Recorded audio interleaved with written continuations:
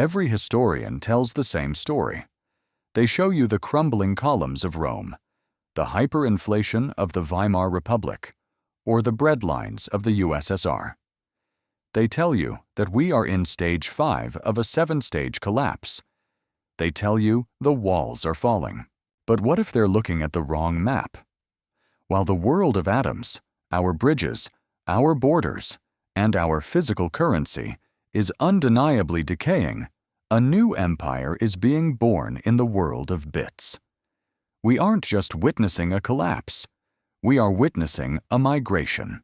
For 500 years, power was measured by how much land you could hold and how many soldiers you could feed.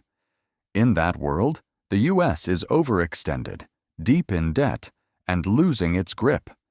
But in the digital empire, power isn't measured in acres. It's measured in bandwidth, encryption, and network effects. Washington, D.C. might be losing its status as the center of the world, but the cloud is just getting started. Today, we're going to look at the 7-stage collapse pattern through a completely different lens. We'll show you why the end of the superpower isn't the end of the story. It's just the moment the ghost leaves the machine. Welcome to the rise of the digital empire. History's first stage of collapse is always written in iron and blood: military overextension. We are taught to look at maps, to see the 750 bases scattered across 80 countries like chess pieces on a board. But these bases are relics of a 20th century logic. In the old world, you held power by physically standing on the ground. You fed soldiers, you maintained tanks, and you burned millions of barrels of oil just to prove you were still there. But look at the math. The cost of maintaining a global physical footprint is growing exponentially, while its effectiveness is plummeting. We are seeing the rise of the asymmetric age. A $1 million tank can be disabled by a $500 drone. A $1 billion carrier group can be blinded by a line of malicious code. The digital empire has realized what the nation-state hasn't. Physical territory is no longer an asset. It's an overhead cost. The real high ground isn't a mountain range in the Middle East. It's the undersea, cables, and the satellite arrays that carry the world's data. The empire of atoms is bankrupting itself to defend borders that bits fly over every single millisecond. This brings us to the second and most lethal trigger: currency debasement. When an empire can no longer produce enough value to pay for its overextension, it does the only thing it can: it lies. It thins the silver in its coins. It adds zeros to its paper. It clicks a button and conjures trillions of dollars into a digital ledger. Since 1971, the world has lived in a grand experiment, a global economy built on the full faith and credit of a geographic superpower. But faith is a fragile resource. As the debt-to-GDP ratio climbs past the point of no return, we are witnessing a great migration of value. Money is leaking out of the bucket of national fiat and pouring into the indestructible vessels of the digital empire. We aren't just talking about Bitcoin or gold. We are talking about the transition to hard money code, assets that cannot be printed by a desperate politician or devalued by a failing treasury. In the old world, when your currency failed, you starved. In the new world, when the currency fails, you simply switch protocols. The debt spiral isn't a death sentence for humanity. It's a death sentence for the institutions that require your debasement to survive. The exit ramp has been built, and for the first time in history, the people are moving their wealth into a realm where the government's reach simply ends. If you walk through the Rust Belt of America, the diagnosis seems terminal. You see the hollowed-out husks of steel mills and the skeletal remains of car plants that once powered the middle class. To the traditional historian, this is stage 4, the loss of productive capacity. They look at the trade deficit and see an empire that has forgotten how to build. And in the world of atoms, they are right. We outsourced our physical labor to the East, trading our industrial sovereignty for cheaper consumer goods. But while the smoke cleared from our chimneys, a different kind of factory was being built in the silent dark. We stopped manufacturing steel, and we started manufacturing the most valuable commodity in human history: intellectual property and digital scale. The old empire's power was linear. To make 2 cars, you needed twice the steel, twice the labor, and twice the factory space. But the digital empire operates on zero marginal cost logic. Once the code for an operating system, a search engine, or a LLM is written, it can be replicated 1 billion times for nearly zero cost. We didn't lose our productive capacity. We evolved it. The factories of the digital empire are the keyboards of developers in Austin, the data centers in Virginia, and the algorithms that now manage global logistics. The U.S. shifted from being the world's workshop to becoming the world's operating system.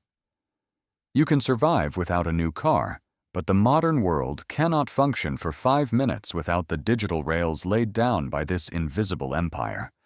This isn't a decline, it's an ascension from the physical to the metaphysical.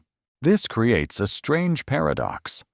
While the U.S. government is drowning in debt, the world is more dependent on American-born digital infrastructure than ever before. Every time a person in a rival nation sends an encrypted message, runs a search, or processes a cloud-based transaction, they are paying a digital tax to the new empire. The 7-stage collapse assumes the nation needs to be self-sufficient in food and fuel. But in the 21st century, if you control the digital air the world breathes, you don't need a factory. You own the world's mind. Stage 5 of the collapse is always internal. It's the moment the citizen looks at their neighbor and sees a stranger, or worse, an enemy. In the old world, social cohesion was built in 3rd places: the local church, the town square, the neighborhood pub. These were the anchors of the geographic empire. But as trust in institutions craters, these physical spaces are becoming hollow. We see it in the rising crime rates, the loneliness epidemic, and the deep political polarization that turns dinner tables into battlegrounds. The traditional community is in a state of social entropia. It is cooling down and breaking apart. But humans are tribal by nature. We cannot survive without a we. As the physical community fails, a mass migration is happening under the radar.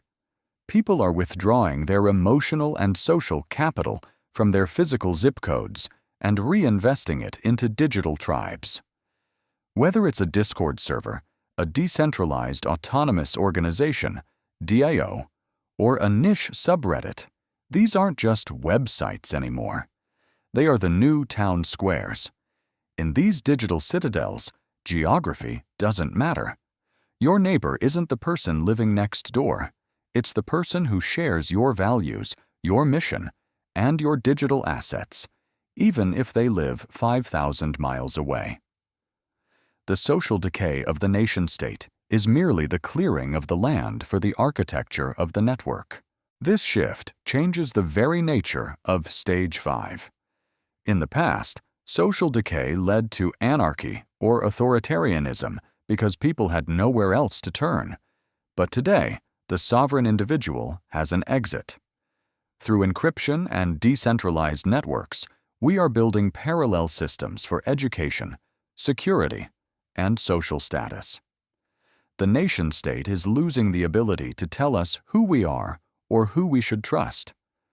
We are moving from a world where you are born into a society to a world where you subscribe to one. The physical collapse is loud, but the digital birth is silent and far more powerful. Stages 6 and 7 are the ones that haunt the dreams of economists. The loss of reserve currency status followed by total collapse.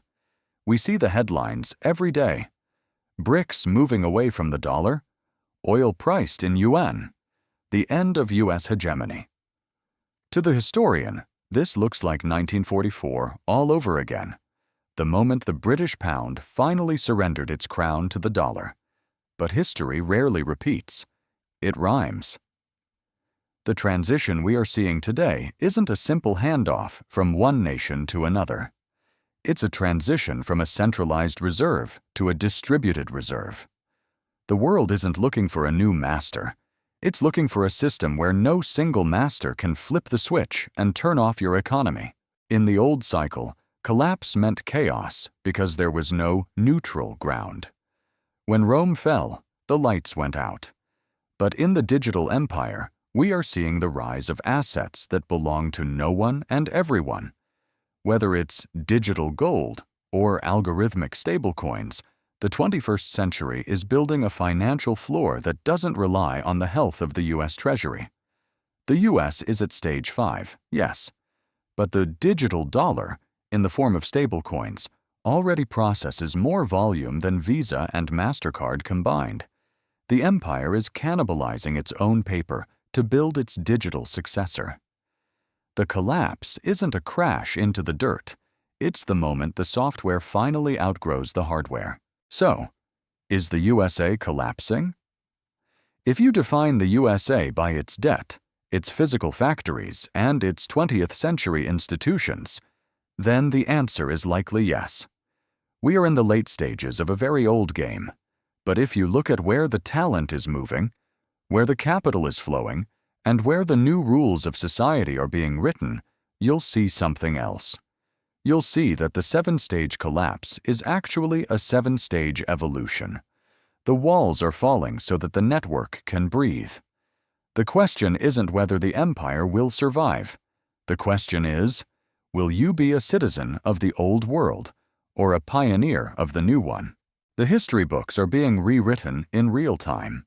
If you want to understand the code of the new empire, subscribe and stay ahead of the cycle.